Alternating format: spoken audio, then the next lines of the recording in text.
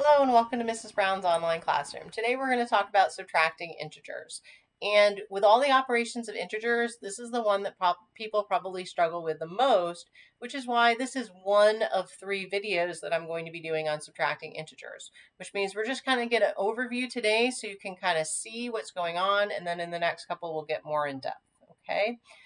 But please understand it's not super scary once you kind of understand what's going on, okay? So the first problem, first of all, you should recognize because you've done problems like this for a very long time since early elementary school. It's just two positive numbers. The bigger first number is bigger, so it's positive 5 minus 3, which is just plain old 2. Okay.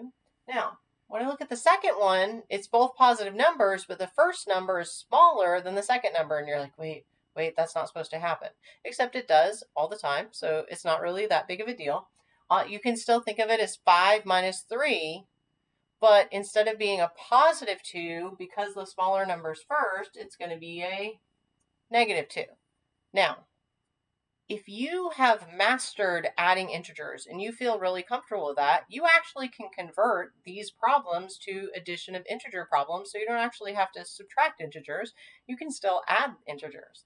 So if to do that, 5 minus 3 is the same as 5 plus negative 3. Again, I have $5, I spend 3, I'm left with 2. For here, negative 3 minus 5, so that would be 3 plus negative 5. So the subtraction sign, I just turn into plus a negative. And so that would be, I owe you 5, I pay you back 3, I still owe you $2.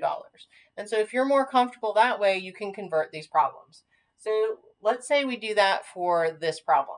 I don't touch the first number, it's still negative 5.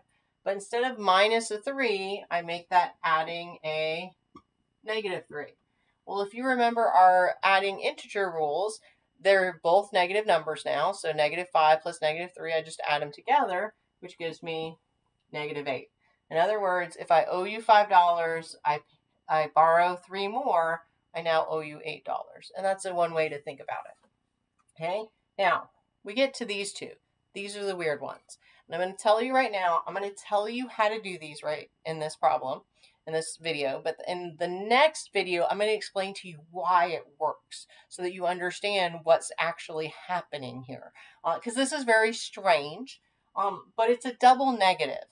And the minus and negative is actually going to change into a plus sign.